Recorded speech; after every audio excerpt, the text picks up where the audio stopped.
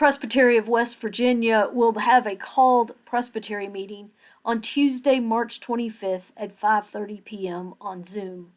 The purpose and only business of this meeting will be to consider and vote on the 12 proposed amendments to the Constitution of the Presbyterian Church USA, and an agreement between Episcopalians and Presbyterians on local sharing of ministries. These were sent to the presbyteries for their consideration and vote by the 226th General Assembly that met in the summer of 2024. I'm Susan Sharp Campbell, Associate for Educational Ministry for the Presbytery, and in this video I'll be providing some of the background as to how we got here to voting on amendments, as well as information about some of the particular dynamics for this meeting. It is a little bit different than many of our other meetings. In order to fully participate in this presbytery meeting, please be sure that you have read the amendment book in advance of the meeting. You don't need to print it, but you may want to jot down any questions you have or any notes that you think might be helpful as you attend the meeting, particularly if there are any amendments you're unsure of or you feel called to contribute to the discussion. However, having read the amendment booklet, please don't make up your mind as to how you plan to vote, for we trust that as we gather in councils of the church such as this, the Spirit of God moves among us. So come, open to the Spirit's leading and to the voices of one another as we discern together. For the background, each amendment was approved by the General Assembly after discussion and discernment, sometimes a little, sometimes a lot. The General Assembly consists of ruling elders and ministers of word and sacrament in equal number from across the presbyteries of the PCUSA. Before each General Assembly, the Presbytery of West Virginia, like other presbyteries, elects a ruling elder and teaching elder, that is, minister of word and sacrament, to be our commissioners. When and where decisions are made then and amendments proposed, we have a seat at the table, if you will. In order for any amendment to become part of the Book of Order, a majority of the 166 presbyteries must vote in favor of adding it. As the Presbytery of West Virginia, we have an opportunity and a responsibility to say yes or no to each of the amendments and to the agreement sent to us for our consideration and to have our voice heard. The amendments that we'll be voting on can be found in the proposed amendments booklet. A link to the booklet can be found at the top of www.wvpresbytery.org, just under that row of pictures. At the top of each page for each amendment is found the number 24, simply meaning 2024. It's followed by a letter that references the order in which they appear in the booklet. These are in alphabetical order. And then that is followed by the related section of the Book of Order. The next line on the page provides an overview of the subject of the amendment.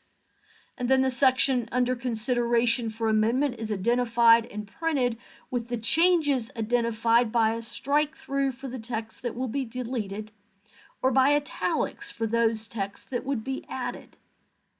Finally, below the amendment section itself, you'll find background and rationale for the proposed changes.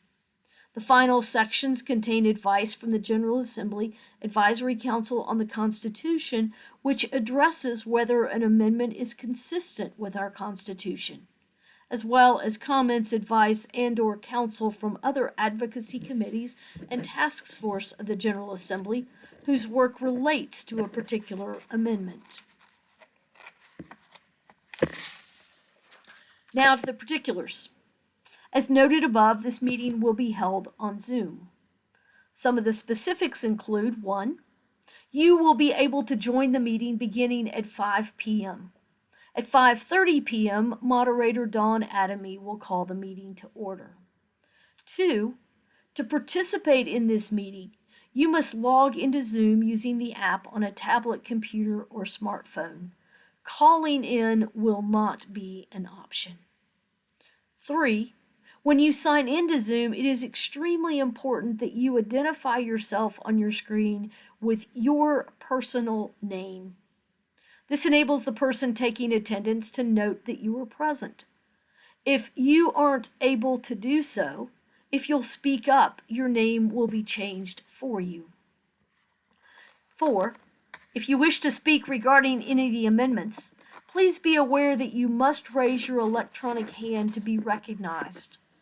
According to the procedural matters for this meeting, there's a limitation of debate to 30 minutes per main motion, with each individual limited to 3 minutes per speech, though this will have to be approved by 2/3 of vote at this meeting. 5. Each person with the privilege to vote at this meeting needs to be, if at all possible, on their own screen because of the way we'll be voting. Those with the privilege to vote are ruling elder commissioners, commissioned pastors, ministers of word and sacrament who are members of this presbytery, and ruling elders who are elected officers of the presbytery or a member of the leadership team or a presbytery committee chair. 6. Voting will take place using polls. When it's time to vote, you'll receive a notice on your screen. Please vote yes or no on the amendment under consideration. Finally, if there absolutely must be more than one person on your screen, the polls will only allow one person to vote, and others will need to text in their vote. If you will need to text in your vote, you must contact the stated clerk no later than noon on Monday, March 24th, so that your ability to vote can be verified. During the meeting, you will then text the stated clerk with your response, and this needs to be done within 15 seconds, not minutes, 15 seconds of the vote being called for. Please note that if you must vote by text, the stated clerk will see your response, but only the stated clerk. Those votes cast by text will then be added to the poll numbers. Now, if you aren't sure what we mean by voting using polls, or putting your name on your screen, or raising your electronic hand, or anything else regarding Zoom in this video sounds unfamiliar, or if you just want to be as prepared as possible for a Zoom meeting, Maureen Wright, Transitional General Presbyter and Stated Clerk, will be leading an advanced Zoom meeting on Sunday, March 23rd at 7 p.m. on Zoom. The Zoom link for this meeting will be shared in an email on Friday, March 22nd. Personally, I find using Zoom fairly easy, but I've been doing it for a number of years. But if you haven't used it before, you'll need to go to zoom.us and download the app to your device. Just follow the directions as they appear on your screen to do so. If you still need help, please let me know at Susan_Sharp_Campbell@hotmail.com, and I'll do what I can to help you. I hope this video has been helpful as you prepare for the called Presbytery meeting on March 25th at 5:30 p.m. I look forward to seeing you there on our tiny Zoom screens.